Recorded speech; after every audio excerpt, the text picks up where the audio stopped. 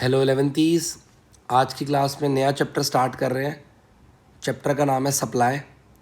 बहुत आराम से सुनना है आपको, बहुत ही इंटरेस्टिंग चैप्टर है, बहुत ही इंटरेस्टिंग। मैं हेडिंग लिखता हूँ चैप्टर का नाम आपके लिए। चैप्टर का नाम है सप्लाई। सप्लाई चैप्टर जब हम करेंगे, आप लोगों को अपने आप को प्रोड्यूसर समझना है। क्या समझना है? प्रोड्यूसर। क्योंकि सप्लाई प्रोड्यूसर करता है। रियल लाइफ में आप हमेशा कंज्यूमर रहे हो ना बेटा, तो आपको डिमांड के पॉइंट ऑफ व्यू से चीज़ें जल्दी समझ आती हैं। लेकिन सप्लाई चैप्टर करते वक्त आप ये मत समझो आप कंज्यूमर हो, आप ये समझो पहले तो आप प्रोड्यूसर हो, तब ये चैप्टर आपको अच्छा समझ आएगा। ठीक है डियर? अब मैं स्टार्ट करता हूँ। हम प्रोड्यूसर हैं, हम कंज्यूमर नहीं हैं। हम प्रोड्यूसर के पॉइंट ऑफ व्यू से सोचेंगे हर चीज़। ठीक है ना? अब देखो कॉन्सेप्ट क्या होता है। यहाँ मैं लिखा प्राइस, यहाँ मैंने लिखा supply. Double S stands for supply. ठीक है ना? प्राइस और सप्लाई लिख दिया। अब अगर प्राइस बढ़ेगा तो प्रोड्यूसर सप्लाई भी बढ़ाएगा। प्राइस बढ़ेगा, प्रोड्यूसर सप्लाई बढ़ाएगा। सपोज करो आप प्रोड्यूसर हो, आप जो प्रोडक्ट बना रहे हो उसके प्राइस बढ़ रहे हैं, तो भैया बट ऑब्वियस सी बात है आप सप्लाई भी बढ़ाओगे, क्योंकि आपको पैसा ज़्यादा मिलेगा तो आप सप्लाई भी ज़्यादा करोगे। और जब प्राइस कम मिलेगा तो प्रोड्यूसर सप्लाई भी क्या कर देगा? कम कर देगा। तो एक बच्चा क्लास में कहता है सर एक बात बताओ, प्राइस बढ़ रहा है, प्रोड्यूसर सप्लाई बढ़ा रहा है, लेकिन जब प्राइस बढ़ रहा है, जब सर प्राइस बढ़ रहा है तो डिमांड तो कम होती है, तो प्रोड्यूसर सप्लाई बढ़ा क्यों रहा है? प्रोड्यूसर सप्लाई बढ़ा क्यों रहा है? बात तो सही है। वो कहता है सर जब प्राइस बढ़ता है तो डिमांड तो कम हो जाती थी, तो प्रोड्यूसर सप्लाई बढ़ा क्यों रहा है? पहली बात मैंने आपको क्या बोला था, जब ये चैप्टर करोगे अपने आप को प्रोड्यूसर समझना है, डिमांड साइड से कुछ नहीं सोचना है। हम ये चीज़ नहीं सोचेंगे, डिमांड साइड से कुछ भी नहीं सोचना है। बात समझ आई? प्रोड्यूसर ही समझो अपने आप को, तभी सप्लायर टॉपिक समझ आएगा, वरना नहीं आएगा। प्रोड्यूसर जब प्राइस बढ़ेगा तो प्रोड्यूसर सप्लाई बढ़ाएगा। अच्छा जी, अब मैं आपसे एक सवाल पूछता हूँ। जब मैं आपको बोलता था, जब आप डिमांड चैप्टर पढ़ते थे, मैं बोलता था प्राइस कम होगा तो डिमांड बढ़ जाएगी, यही पढ़ते थे ना? तब तुमने क्या प्रोड्यूसर के पॉइंट ऑफ व्यू से सोचा कि सर प्रोड्यूसर प्राइस कम करेगा क्यों? तब तो तुम खुश हो गए, हाँ सर प्राइस घटेगा तो डिमांड बढ़ जाएगी। तब तुमने सोचा कि प्रोड्यूसर प्राइस कम क्यों करेगा? तब तो तुमने नहीं सोचा। क्यों? क्योंकि तुम रियल लाइफ के अंदर क्या हो? कंज्यूमर। बात समझ आई? आप लोग रियल लाइफ में कंज्यूमर हो, तो इसलिए कंज्यूमर का पॉइंट ऑफ व्यू आपको अच्छा समझ आता है। जब मैं डिमांड में बोलता था प्राइस घटेगा डिमांड बढ़ेगी, तब तो आपने नहीं बोला सर प्रोड्यूसर प्राइस कम क्यों करेगा सर, तब तो नहीं बोला ना। तो इसलिए ये जो लॉजिक है, मैं आपको ऑनेस्टली बता रहा हूं, ये जो प्राइस सप्लाई डिमांड सप्लाई का जो झोल चल रहा है दिमाग के अंदर, आगे जाके चैप्टर आएगा एक प्राइस डिटर्मिनेशन, ये चीज वहां क्लियर होगी। ठीक है ना? फिलहाल अभी प्रोड्यूसर के पॉइंट ऑफ व्यू से सीखेंगे। प्राइस बढ़ेगा तो प्रोड्यूसर सप्लाई बढ़ाएगा, प्राइस घटेगा तो प्रोड्यूसर सप्लाई घटाएगा। I hope concept is more than clear. अब मैं जगह क्लीन कर लेता हूँ सारी की सारी। मेरा मतलब था आपको लॉजिक बताना, तो मैंने अभी तक लॉजिक बता दिए। आप अपने आप को प्रोड्यूसर समझ के ही चैप्टर समझो, तभी मज़ा आएगा। जो झोल चल रहा है दिमाग में, आगे जाके प्राइस डिटर्मिनेशन में क्लियर हो जाएगा, क्योंकि प्राइस डिटर्मिनेशन ऐसा चैप्टर है डिमांड सप्लाई दोनों इकट्ठे आते हैं। इस वजह से अभी अपने आप को बस प्रोड्यूसर समझो। प्राइस बढ़ेगा प्रोड्यूसर सप्लाई बढ़ाएगा, प्राइस घटेगा प्रोड्यूसर सप्लाई घटाएगा। ठीक है? लेकिन साथ में एक चीज लिखी होती है ब्रैकेट में, वो लिखी होती है अदर थिंग्स बीइंग कांस्टेंट। ये चीज लिखी होती है ब्रैकेट में। इसका लॉजिक भी मैं आपको बताता हूं, आप बस आराम से सारी बातें सुनो जो मैं आपको बता रहा हूं। सपोज करते हैं प्राइस था किसी चीज का 10 रुपए। ठीक है? प्रोड्यूसर 10 रुपए का बेचता है। अब प्रोड्यूसर की कॉस्ट ऑफ प्रोडक्शन भी तो होगी COP, कि उसे पड़ता है प्रोड्यूसर को 7 रुपए का। तो आप बताओ प्रोड्यूसर ने कितने रुपए का प्रॉफिट कमाया? प्रोड्यूसर ने 3 रुपए का प्रॉफिट कमाया। कितने रुपए का कमाया? 3 रुपए का प्रोड्यूसर ने प्रॉफिट कमाया। ठीक है डियर? अब प्राइस बढ़ गया, प्राइस बढ़ के हो गया हमारा 12, और खर्चे प्रोड्यूसर के उतने ही हैं। अब बताओ कितने का प्रॉफिट है प्रोड्यूसर को? 5 रुपए का प्रॉफिट हो गया ना। तो प्राइस के बढ़ने से मैंने बोला सप्लाई बढ़ती है। क्यों बढ़ती है? क्योंकि प्राइस जब बढ़ रहा है तो प्रॉफिट मार्जिन बढ़ रहा है। देखो 3 से 5 हो रहा है। अदर थिंग कांस्टेंट जो लिखा है ना मैंने यहाँ पे, अदर थिंग्स बीइंग कांस्टेंट, इसका मतलब है कॉस्ट ऑफ प्रोडक्शन, ये जो कॉस्ट ऑफ प्रोडक्शन है ये कांस्टेंट रहेगी। जब मैं आपको बोल रहा हूं प्राइस बढ़ रहा है, सप्लाई बढ़ रही है, तो दिमाग में असम्पशन चल रही है कॉस्ट ऑफ प्रोडक्शन उतनी की उतनी ही है। ये बात अपने जहन में डाल लो। जब मैं आपको बोलूंगा प्राइस बढ़ रहा है, सप्लाई बढ़ रही है, इसका मतलब कॉस्ट ऑफ प्रोडक्शन उतने की उतनी ही है।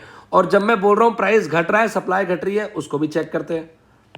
प्राइस 10 था, COP 7 थी, अब प्राइस घट गया, प्राइस घट के हो गया सपोज 8 रुपये, कॉस्ट ऑफ प्रोडक्शन है 7 की 7। पहले प्रॉफिट था 3 रुपये का, अब प्रॉफिट है 1 रुपये का। जब प्रॉफिट कम हो जाएगा तो लोग सप्लाई भी क्या कर देंगे? कम कर देंगे। बहुत सारे लोग इस इंडस्ट्री को छोड़ देंगे, तो अल्टीमेटली सप्लाई तो कम हो जाएगी ना। लोग कहेंगे यार 1 रुपये के लिए कौन काम करेगा। तो जब मैं बोल रहा हूँ प्राइस कम हो रहा है जिसकी वजह से सप्लाई कम हो रही है, तो दिमाग में एक बात चल रही है, कॉस्ट ऑफ प्रोडक्शन कांस्टेंट है। बात समझ आ गई है? प्राइस बढ़ रहा है या प्राइस घट रहा है, दोनों केस के अंदर कॉस्ट ऑफ प्रोडक्शन कांस्टेंट की कांस्टेंट है, तभी यहां पे लिखा जाता है अदर थिंग बीइंग कांस्टेंट। जब मैं बोल रहा हूं प्राइस बढ़ रहा है, सप्लाई बढ़ रही है, तो इसका मतलब खर्चे उतने के उतने हैं, बस प्राइस बढ़ा है, 10 से 12 हो गया। जब मैं बोल रहा हूं प्राइस घटा है, सप्लाई घट रही है, प्राइस 10 से 8 हो गया है और खर्चे उतने के उतने ही है। बात समझ आती है? पक्का से एक सिनारियो और दिखाता हूं, ध्यान से देखो। अगर मैं आपको बोलूं प्राइस 10 है, COP 7 है, प्रॉफिट मार्जिन 3 का है, प्राइस बढ़ के हो गया भैया 13, प्राइस बढ़ गया। लेकिन अगर COP बढ़ के हो गई हमारी 10, तो क्या सप्लाई बढ़ेगी? इस केस में भी प्राइस बढ़ रहा है, देखो 10 से 13 हो रहा है, लेकिन इस केस में सप्लाई नहीं बढ़ेगी क्योंकि प्रॉफिट उतने का उतना ही है। बात समझ आ गई है? तो हमेशा जब भी राइटर लिखता है अदर थिंग बीइंग कांस्टेंट, उसका मतलब है बस प्राइस बढ़ रहा है और कॉस्ट ऑफ प्रोडक्शन उतनी की उतनी ही है, ये बात ध्यान रखना है। या प्राइस घट रहा है और कॉस्ट ऑफ प्रोडक्शन उतने की उतनी ही है, ये बात आपको अपने जहन में डाल लेनी है। ठीक है? टीचर नहीं बताती, टीचर सिंपल ये बताएगी बेटा ये चैप्टर ना डिमांड का उल्टा है। मैम प्लीज़ गलत मत पढ़ाओ हमें। दुनिया की 90% टीचर यही बोलेंगे बेटा डिमांड का उल्टा कर लो। मैम प्लीज़, डिमांड में कहाँ कॉस्ट ऑफ प्रोडक्शन की बात आई थी? आप क्यों गलत बताते हो हम लोगों को? बात समझो, मैं आपको लॉजिक बता रहा हूं। अदर थिंग बीइंग कांस्टेंट का मतलब है कॉस्ट ऑफ प्रोडक्शन कांस्टेंट है। प्राइस बढ़ रहा है तब भी कॉस्ट ऑफ प्रोडक्शन कांस्टेंट है, प्राइस घट रहा है तब भी कॉस्ट ऑफ प्रोडक्शन कांस्टेंट है। जब प्राइस बढ़ रहा है और कॉस्ट ऑफ प्रोडक्शन कांस्टेंट है, तो हमारा प्रॉफिट मार्जिन बढ़ रहा है। 3 से कितना हो गया? देखो 5 हो गया। प्रॉफिट मार्जिन बढ़ रहा है, इसकी वजह से सप्लाई बढ़ रही है। जब प्राइस घट रहा है और कॉस्ट ऑफ प्रोडक्शन कांस्टेंट है, तो हमारा प्रॉफिट मार्जिन कम हो रहा है, जिसकी वजह से हमारी सप्लाई भी क्या हो रही है? कम हो रही है। आई होप कॉन्सेप्ट इज क्लियर, बात समझ आ गई है। इस केस में भी प्राइस बढ़ा है, पर इस केस में सप्लाई नहीं बढ़ेगी क्योंकि कॉस्ट ऑफ प्रोडक्शन कांस्टेंट नहीं है। ये बात ध्यान रखनी है, ये इनवैलिड केस है। जब हम बोलते हैं प्राइस बढ़ेगा सप्लाई बढ़ेगी, या प्राइस घटेगा सप्लाई घटेगी, दोनों केस के अंदर cost of production should remain constant. ठीक है? अब मैं ये वाली इंफॉर्मेशन हटा देता हूँ। अब मैं आपको सप्लाई का डायग्राम बना के दिखाता हूँ, बड़े आराम आराम से सुनो आप। बहुत इंटरेस्टिंग चैप्टर है, मुझे बहुत पसंद है चैप्टर ये, आप भी ध्यान से सुने। ठीक है?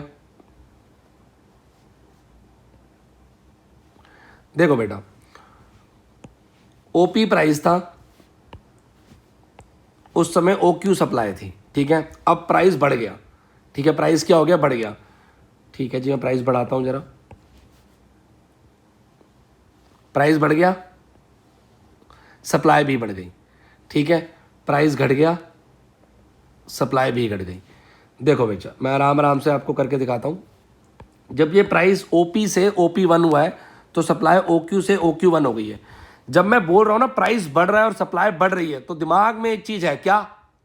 कॉस्ट ऑफ प्रोडक्शन कांस्टेंट है। कॉस्ट ऑफ प्रोडक्शन कांस्टेंट है। और जब मैं बोल रहा हूं प्राइस घट रहा है, सप्लाई भी घट रही है, तब भी दिमाग में कॉस्ट ऑफ प्रोडक्शन कांस्टेंट है। जब मैं बोलूंगा प्राइस बढ़ रहा है, कॉस्ट ऑफ प्रोडक्शन कांस्टेंट है। मैं बोलूंगा प्राइस घट रहा है, तब भी कॉस्ट ऑफ प्रोडक्शन कांस्टेंट है। प्राइस के बढ़ने से आप देखो, प्राइस जब बढ़ा है तो हमारी सप्लाई भी बढ़ रही है। क्यों बढ़ रही है खुद सोचो, क्योंकि हमारा प्रॉफिट मार्जिन बढ़ रहा है। देखो 3 से कितना हो रहा है, 5 हो रहा है। और जब मैं बोल रहा हूँ प्राइस घट रहा है, सप्लाई भी घट रही है। क्यों? क्योंकि हमारा प्रॉफिट मार्जिन 3 से कितना हो रहा है, 1। प्रॉफिट मार्जिन हमारा कम हो रहा है। तो जब मैं बोलूँगा प्राइस बढ़ रहा है या घट रहा है, तो दोनों केस के अंदर कॉस्ट ऑफ प्रोडक्शन हमारी कांस्टेंट है। ये बात आपके जहन में होनी चाहिए। सप्लाई के लिए एसएस लिख देता हूँ मैं यहाँ पे, ठीक है dear. I hope concept is clear पक्का से। तो जब सप्लाई कर्व की फॉर्मेशन हुई है, जब ये सप्लाई कर्व बन रहा है, तो एक बात दिमाग में रख लो, सप्लाई कर्व कैसे बना है।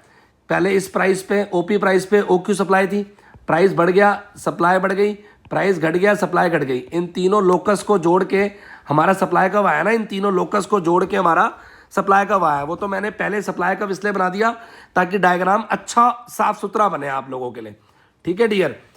तो बेसिकली इन 3 लोकस को जोड़ के ही तो सप्लाई कर्व आ रहा है हमारा। प्राइस बढ़ रहा है, सप्लाई बढ़ रही है, प्राइस घट रहा है, सप्लाई घट रही है, ठीक है डियर। अब जो मेरे मुद्दे की बात है, जब भी सप्लाई कर्व की फॉर्मेशन होएगी, ये वाली जो सप्लाई कर्व ये बना है, तो दिमाग में अजम्पशन है अदर थिंग्स बीइंग कांस्टेंट। बात समझ आ गई है पक्का से। इन तीनों पॉइंट को जोड़ के सप्लाई कर्व आता है डियर, ठीक है ना। मैंने पहले सप्लाई कर्व इसलिए बना दिया था, याद करो, जब मैंने डायग्राम बनाया है तो मैंने क्या करा है, मैंने आप लोगों को ऐसे दिखाया यूँ, बेटा ये सप्लाई कर्व है ना, मैंने ऐसे बना दिया ना। बेसिकली अगर सोच, ये मैंने इसलिए ऐसे बनाया है ताकि कर्व स्मार्ट लगे। बेसिकली अगर आपको लॉजिक देखना है प्योर 100%, तो ये ऐसे बनता है। देखो मैं आपको बना के दिखाता हूँ। जैसे ओपी प्राइस पे ओक्यू सप्लाई थी, ठीक है। अब प्राइस बढ़ गया,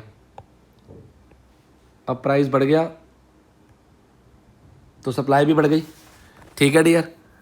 और अगर प्राइस घट गया तो सप्लाई भी घट गई। थोड़ा सही बनाता हूँ, प्राइस घट गया सप्लाई भी घट गई। अब एक बात बताओ, अगर मैं इन तीनों पॉइंट को जोड़ूंगा तो क्या कर्व अच्छा आ पाएगा?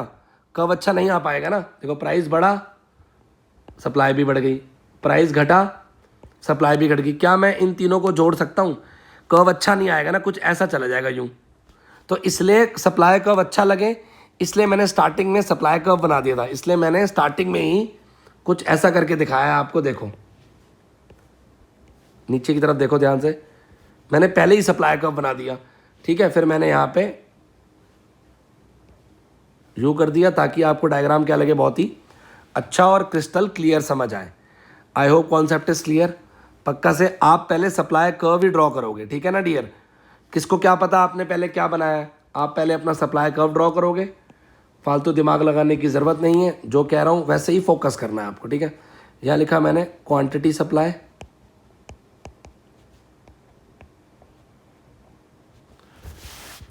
इस एक्सेस में लिखा मैंने प्राइस, ठीक है ना। जो लोग बोलते हैं ना डिमांड का उल्टा है, प्लीज़ भैया उनको बोलना अपना मुंह बंद रखें, गलत ना सिखाया जाए। आप बताओ पूरे चैप्टर डिमांड में कहीं कॉस्ट ऑफ प्रोडक्शन की बात हुई थी? तो ये मैंने अभी आपको सप्लाई का इंट्रोडक्शन दिया है बहुत शानदार तरीके से, ठीक है डियर। अदर थिंग कांस्टेंट का मतलब है cost of production should remain constant, ठीक है ना। हाँ तो डियर अब हम टॉपिक स्टार्ट कर रहे हैं। पूरे सप्लाई चैप्टर में सबसे इम्पोर्टेंट टॉपिक है, बस बहुत ही इम्पोर्टेंट, तो प्लीज़ ध्यान से सुनना। टॉपिक का नाम है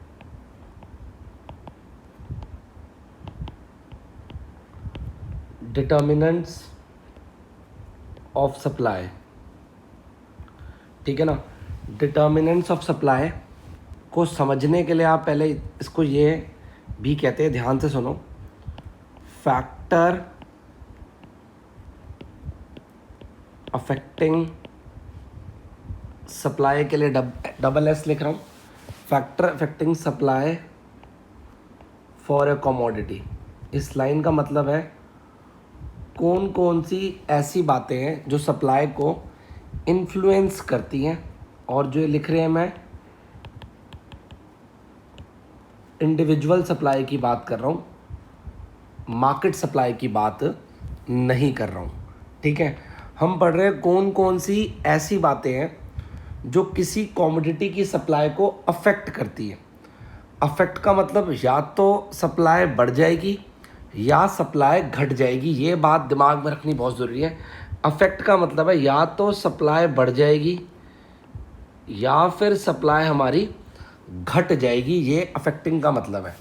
ठीक है ना डियर। आप सड़क में चलते हो, कोई सुंदर सी गाड़ी अगर आपके सामने से निकलती है तो आपको अफेक्ट करती है ना, इन्फ्लुएंस करती है ना। तो वही पढ़ रहे हैं, factor affecting supply for a commodity. तो सबसे पहला जो फैक्टर है जो कमोडिटी की सप्लाई को अफेक्ट करता है वो है सबसे पहले own price of commodity. Commodity का खुद का प्राइस, जैसे कि मैंने यहाँ लिखा प्राइस, यहाँ लिखा सप्लाई। प्राइस बढ़ेगा तो सप्लाई भी बढ़ेगी, तो प्राइस के बढ़ने से सप्लाई बढ़ रही है ना, तो सप्लाई अफेक्ट हो रही है ना। अफेक्ट का मतलब क्या है, या सप्लाई बढ़ेगी या घटेगी। जब प्राइस बढ़ रहा है तो सप्लाई बढ़ रही है, मतलब सप्लाई अफेक्ट हो रही है, और जब प्राइस कम हो रहा है तो सप्लाई भी कम हो जाती है। ये हम पीछे पढ़ चुके हैं, है ना। तो प्राइस कम हो रहा है, सप्लाई भी कम हो रही है, तो सप्लाई अफेक्ट हो रही है ना भाई। जब प्राइस में चेंज आता है उसकी वजह से सप्लाई में चेंज आता है। तो आपको पता है यहाँ पे एक बहुत अच्छी बात है, अदर थिंग्स बीइंग कांस्टेंट। ये बात दिमाग में हमेशा रखनी है, अदर थिंग्स बीइंग कांस्टेंट। ये ओन प्राइस की वजह से हो रहा है। बात समझ आती है। 110%। देखो मैं केस बना के दिखाता हूँ आपको। यहाँ मैंने प्राइस लिखा 10, COP लिखी 7। मैं एक ही केस उठाऊंगा ताकि आपको दिक्कत ना हो। प्राइस बढ़ गया, प्राइस 12 हो गया, पर अजम्पशन क्या चल रही है, COP कांस्टेंट है, तो प्रॉफिट मार्जिन बढ़ गया। पहले 3 का था, अब 5 का हो गया, है ना भैया।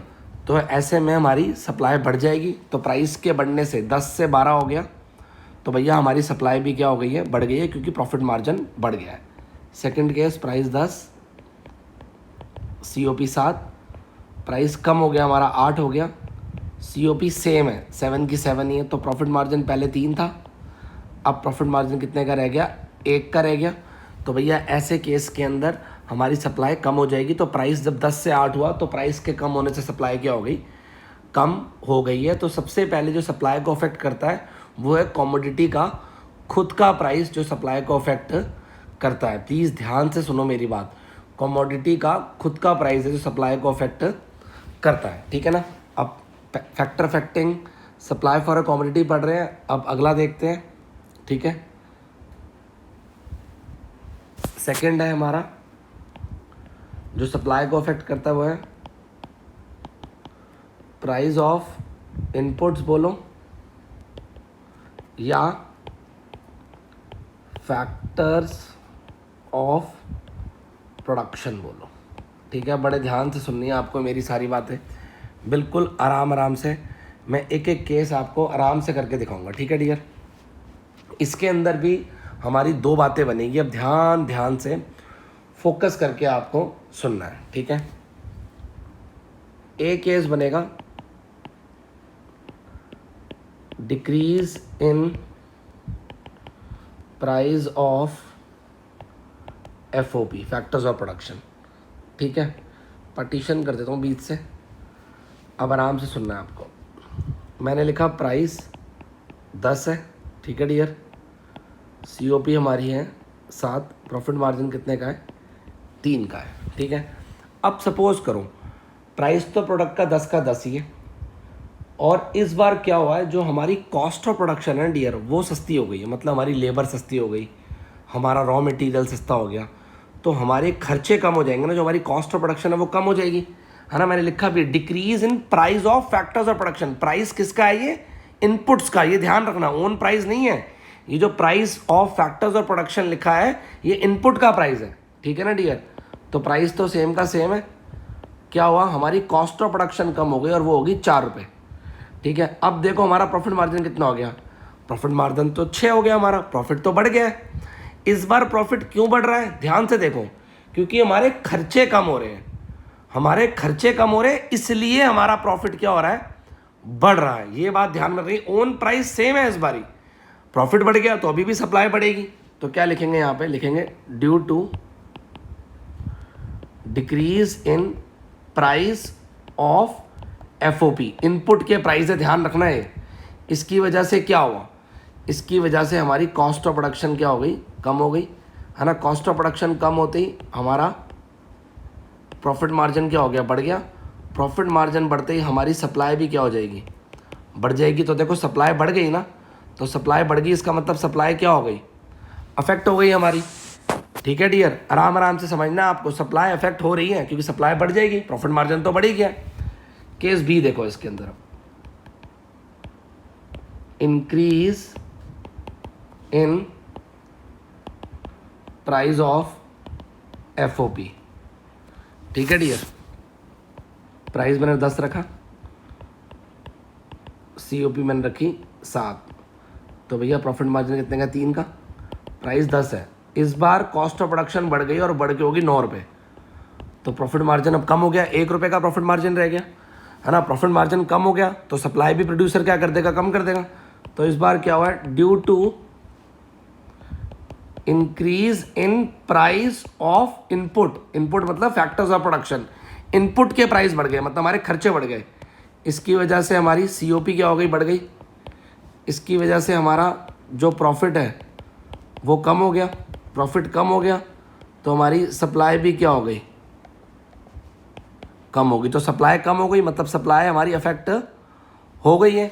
तो भैया सप्लाई हमारी अफेक्ट हो रही है, आप ध्यान से देखो। ठीक है डियर, हर केस बताऊंगा क्योंकि हम टॉपिक ही क्या पढ़ रहे हैं, जरा बैक में ले जाता हूँ। हम पढ़ी क्या टॉपिक रहे, हम पढ़ी रहे factors affecting supply for a commodity. कौन कौन से ऐसे फैक्टर है जो कमोडिटी की सप्लाई को अफेक्ट करते हैं, या तो सप्लाई बढ़ जाएगी या सप्लाई घट जाएगी। तो सबसे पहला हमने पढ़ा own price of commodity. Own price के बढ़ने से आप देख सकते हो, जब ओन प्राइस हमारा बढ़ गया था 10 से 12 हो गया था, कॉस्ट ऑफ प्रोडक्शन सेम थी तो प्रॉफिट मार्जिन बढ़ गया, सप्लाई बढ़ गई। ओन प्राइस घट गया, कॉस्ट ऑफ प्रोडक्शन सेम है, प्रॉफिट मार्जिन कम हो गया, सप्लाई भी कम हो गई। अब जो ये वाला केस आ रहा है, इस केस के अंदर मेरी बात ध्यान से सुनो, ओन प्राइस में कोई चेंज नहीं है ना, ओन प्राइस में कोई चेंज नहीं है। प्रॉफिट मार्जिन इस वाले केस के अंदर बढ़ रहा है, वो 3 से 6 हो रहा है। What is the reason behind that, क्योंकि हमारे खर्चे कम हो गए, खर्चे कम होती कॉस्ट ऑफ प्रोडक्शन कम, कॉस्ट ऑफ प्रोडक्शन कम होती प्रॉफिट बढ़ गया, प्रॉफिट बढ़ती सप्लाई बढ़ गई।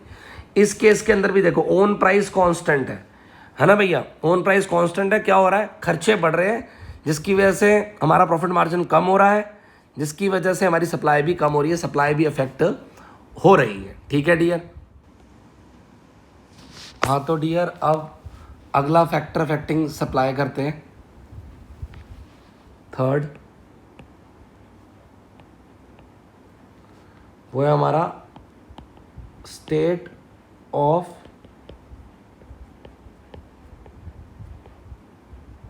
टेक्नोलॉजी। क्या है स्टेट ऑफ टेक्नोलॉजी, इसके अंदर भी 2 केस है, एक अपग्रेडेशन ऑफ टेक्नोलॉजी और एक केस बनेगा इसके अंदर साथ में डिग्रेडेशन ऑफ टेक्नोलॉजी। ठीक है डियर,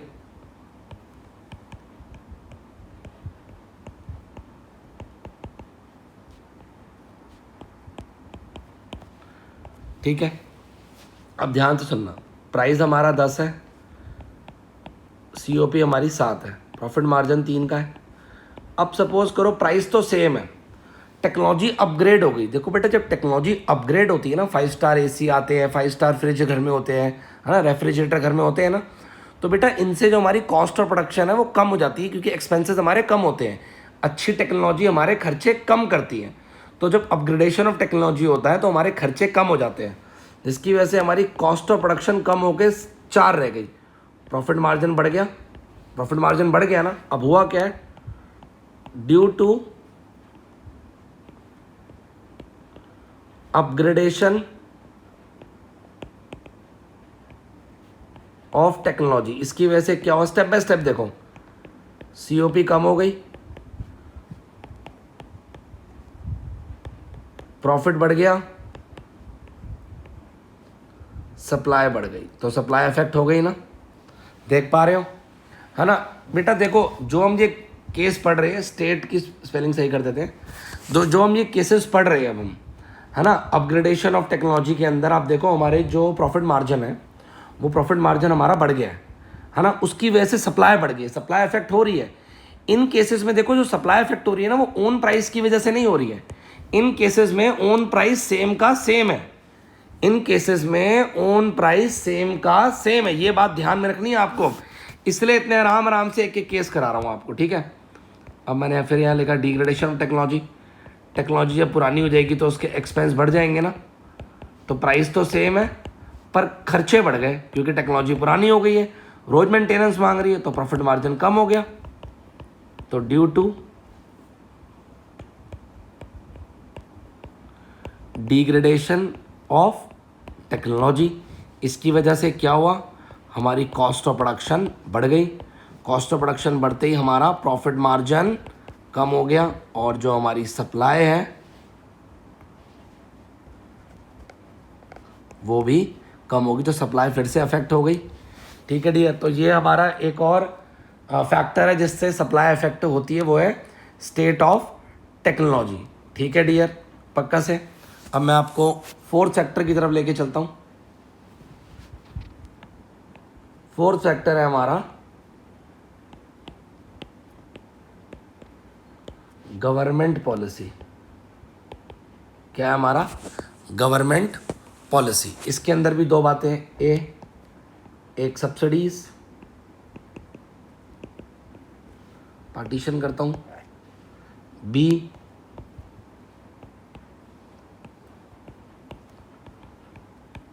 टैक्सेस, ठीक है। अब प्राइस 10, सिस्टम कंप्यूटराइज्ड, ताकि कोई दिक्कत ना हो, दिमाग ये आपको बार बार लिखना है, हीरो नहीं बनना, जैसे जैसे मैं लिख रहा हूँ आपको भी लिखना है, ठीक है। प्रॉफिट मार्जिन 3 का, गवर्नमेंट ने सब्सिडी दे दी, सब्सिडी देती गवर्नमेंट, हमारे खर्चे क्या हो जाएंगे, कम हो जाएंगे, तो प्रॉफिट मार्जिन बढ़ जाएगा गवर्नमेंट जब सब्सिडी देगी। तो due to introduction of subsidy, ऐसे प्रॉपर प्रेजेंटेशन से लिखना है, ठीक है ना, टीचर को अच्छा लगे कि आप पढ़े लिखे बच्चे हो। इसकी वजह से हमारी COP क्या हो गई, कम हो गई,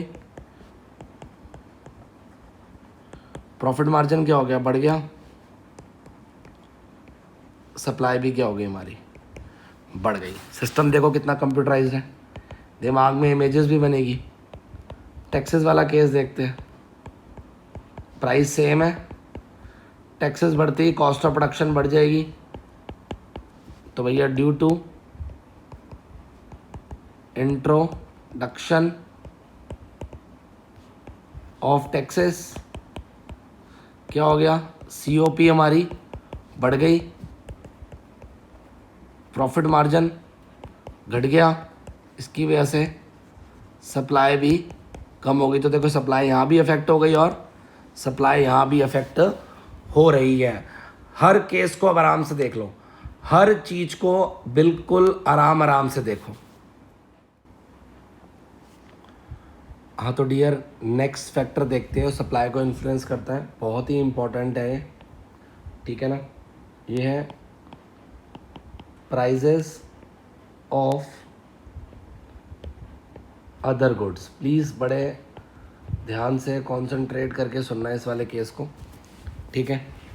2 केस बनेंगे, एक बनेगा डिक्रीज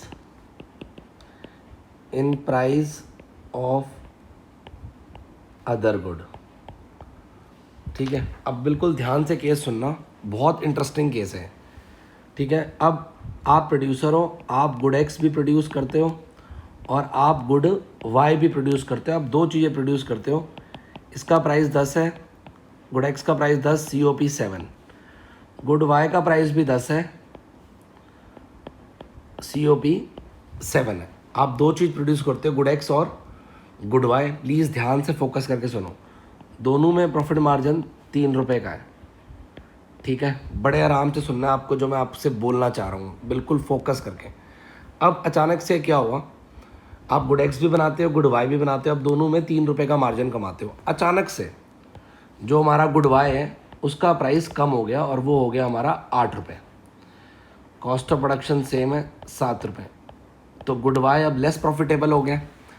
ऐसी सिचुएशन में अब आप क्या करोगे, ऐसी सिचुएशन में समझदारी, अब गुड एक्स बनाना है, गुड वाई बनाना तो अब बेवकूफ़ी है।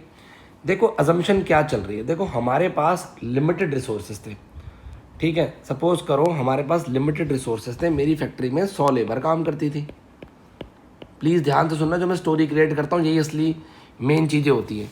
मेरी पास 100 लेबर थी, 50 लेबर गुड एक्स बनाती थी पहले, 50 लेबर गुड वाई बनाती थी। अब अचानक से क्या हुआ, गुड वाई था उसके प्राइस कम हो गए। तो भैया अब मैं क्या बोलूँगा, जो 50 लेबर गुड वाई बनाती थी मैं उसको बोलूँगा भाई आप एक्स ही बना लो, क्योंकि एक्स में पैसे तो बच रहे हैं। तो गुड एक्स की सप्लाई क्या हो जाएगी, गुड एक्स की सप्लाई हमारी बढ़ जाएगी। ये बात आप समझो। ऐसे केस के अंदर गुड एक्स बनाना समझदारी है, गुड वाई क्यों बनाए, क्यों नुकसान करना है अपना, हम अपने रिसोर्सेज को गुड वाई से गुड एक्स में ले आएंगे। बात समझ आ गई, स्टोरी इज क्लियर। 100 लेबर थी, गुड एक्स गुड वाई पहले बनता था हमारे यहाँ, दोनों में 3-3 रुपये का प्रॉफिट था। अचानक से गुड वाई के प्राइस कम हो गए तो गुड वाई में प्रॉफिट कम हो गया, तो मैंने गुड वाई की लेबर गुड एक्स में लगा दी। भैया गुड एक्स बनाओ, कम से कम 3 रुपये तो बच रहा है ना एक पीस के ऊपर।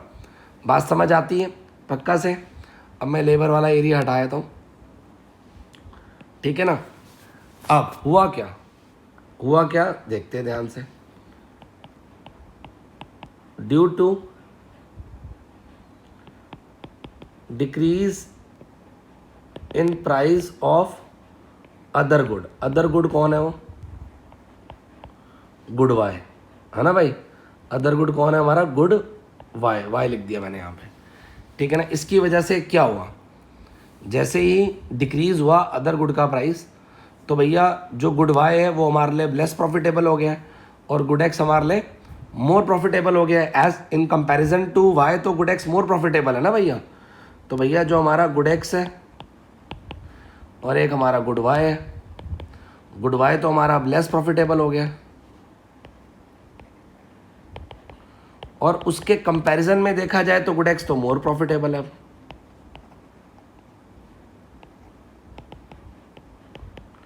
तो ऐसे मौके में गुड एक्स की सप्लाई क्या हो जाएगी, गुड एक्स की जो सप्लाई है वो बढ़ जाएगी। तो गुड एक्स की सप्लाई इन्फ्लुएंस हो गई, देखो बढ़ गई ना गुड एक्स की सप्लाई। स्टोरी क्लियर है पक्का से। सेकंड केस,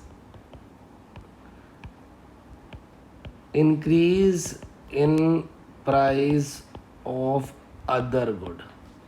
देखो मैं कभी भी स्टोरी बनाता हूँ बड़े आराम से बनाता हूँ ताकि आपको चीज़ें समझ आए। गुड एक्स गुड वाई बनाता था, 100 लेबर है मेरे पास, इसका प्राइस भी 10, COP 7, इसका प्राइस भी 10, COP 7। अब इस केस में क्या हुआ, जो गुड वाई है उसका प्राइस बढ़ गया।